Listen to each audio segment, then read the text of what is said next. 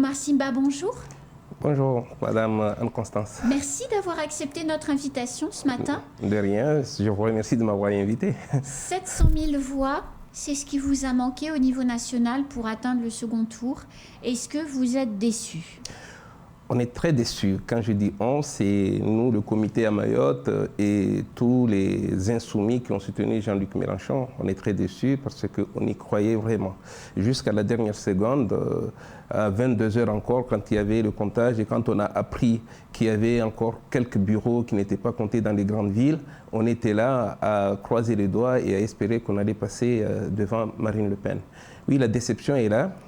Je dirais que la tortue sagace, peut-être, est partie trop vite dans la dernière ligne droite et à la fin, on a manqué de gaz, si on doit schématiser. De gaz ou de temps, il y aurait peut-être eu une semaine ou deux de campagne, vous seriez passé devant? Absolument, oui, on aurait rechargé les gaz et après on serait passé devant. Mais... Alors, au niveau local, quand même, quand on a dit, enfin vous avez fait un score incroyable, hein, 23,96% obtenu à Mayotte. Comment vous expliquez ce score, Monsieur Simba? Parce qu'il n'y a pas de parti, vous voyez, il n'y a pas de parti La France Insoumise clairement ici impliqué, qui fait campagne pour toutes les campagnes. C'est un peu une surprise quand même, 23,96. Moi, je comprends qu'on soit surpris, mais nous, au niveau du comité de soutien, on n'est pas du tout surpris de ce score. On s'attendait à faire un résultat meilleur que celui-là. Pendant un moment, on croyait même qu'on pouvait être très très proche de Marine Le Pen. Pourquoi, Monsieur Simba? Pourquoi? Parce que, contrairement à tous les autres candidats, le président sortant y compris, on est la seule formation qui avait une vraie offre politique à proposer aux Mahorais. Une offre politique qui colle avec les aspirations et les attentes des Mahorais. Amzil Ouahidou Soumaïla, juste avant vous sur ce plateau, disait que la France Insoumise faisait des propositions sociales qui correspondent aux aspirations des Mahorais. Vous partagez son analyse? C'est exactement ça ce que je suis en train de dire. Donc je suis content de savoir que même les représentants des Républicains à Mayotte ont compris que notre offre politique était l'offre politique qui correspondait aux attentes des Mahorais et aux demandes des Mahorais depuis très longtemps. Donc, ce qu'il nous fallait, c'est partager au maximum cette offre politique par les réseaux sociaux, qui est un canal d'information très important à Mayotte, très efficace du côté de la jeunesse. Moi, je pense que la jeunesse a beaucoup adhéré à ce programme qui est collé aux attentes des jeunes, aux attentes de tous les Mahorais. Donc je ne suis pas du tout surpris par ce résultat. Et si on avait un peu plus de moyens pour faire une vraie campagne de proximité comme les formations d'envergure ont pu en faire ici, sans les citer, je pense qu'on aurait pu titiller Marine Le Pen. Alors, vous avez obtenu à Mamoudzou 21,74% des voix. 21 ou 30 Non, à Mamoudzou, pardon, oui, je me trompe, pardon, à Mamoudzou, 32,14, excusez-moi, j'étais en train de me dire, mais non, c'est plus, 32,14 à Mamoudzou. Vous êtes en tête, d'ailleurs, à Mamoudzou du premier tour.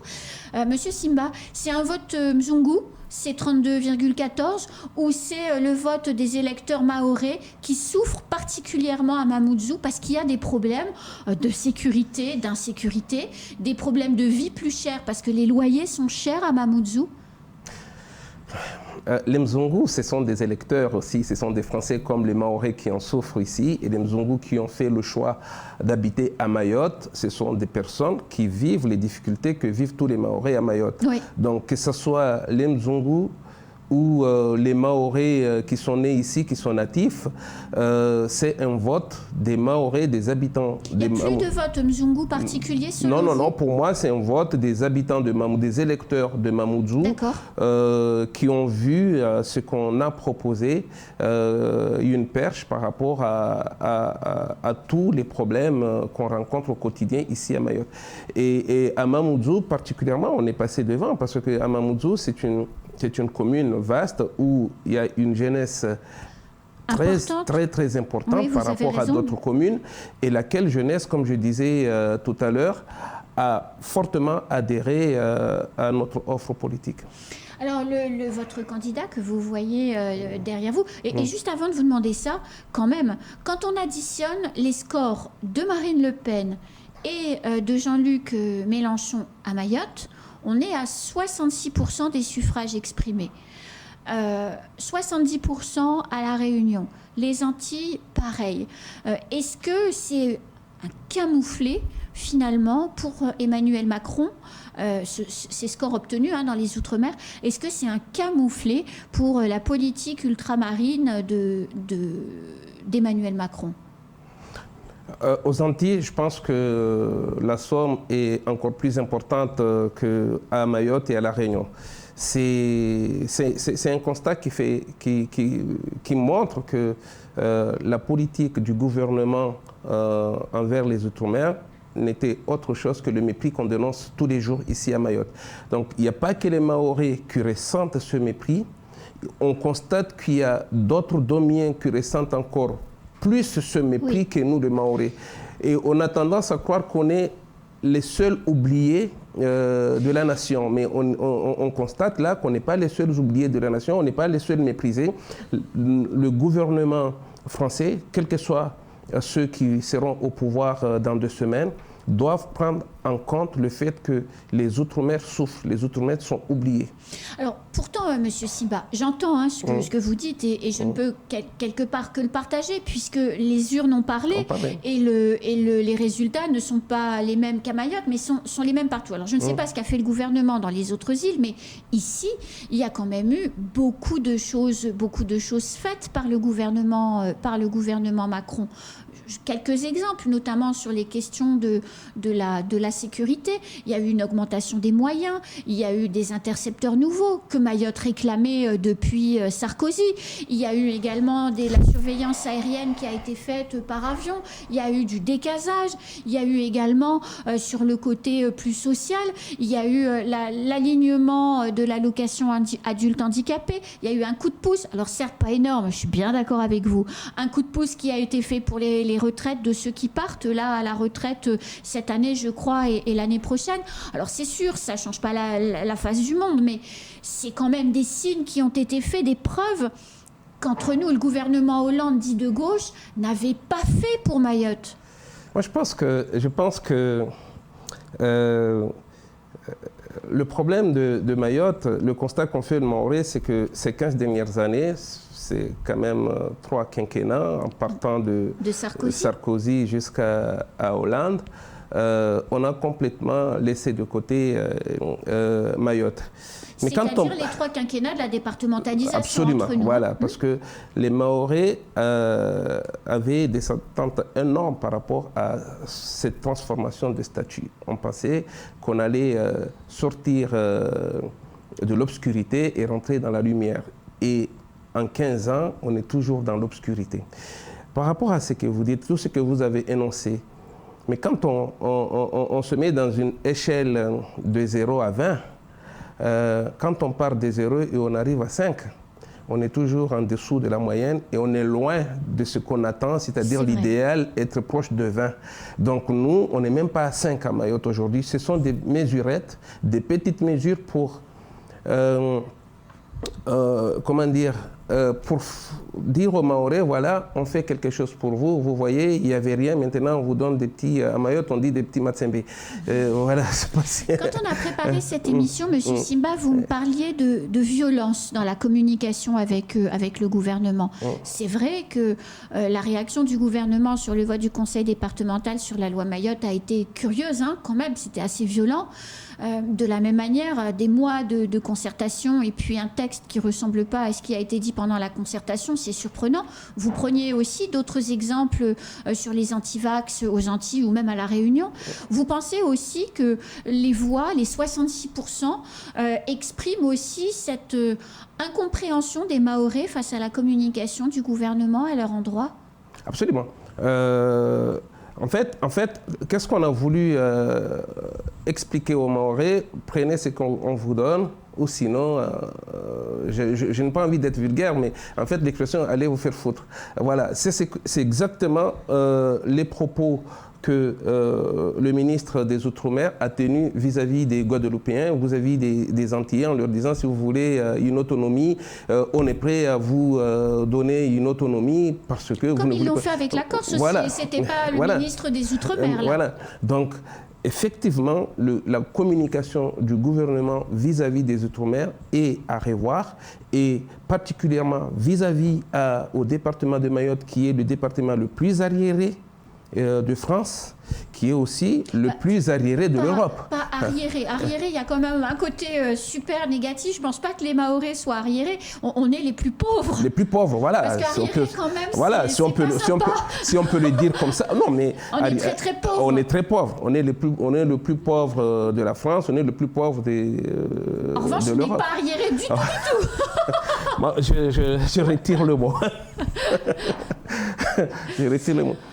Donc, face à un territoire qui est aussi pauvre, oui, je pense qu'on doit aller avec les pincettes. On doit écouter la population, on doit écouter les élus qui nous représentent auprès du gouvernement, si encore est-il que les élus renvoient les messages de la population, parce qu'on l'a vu à travers cette élection, que nos élus ont été complètement désavoués par la population. Ça aussi, il y a un enseignement à tirer de ça.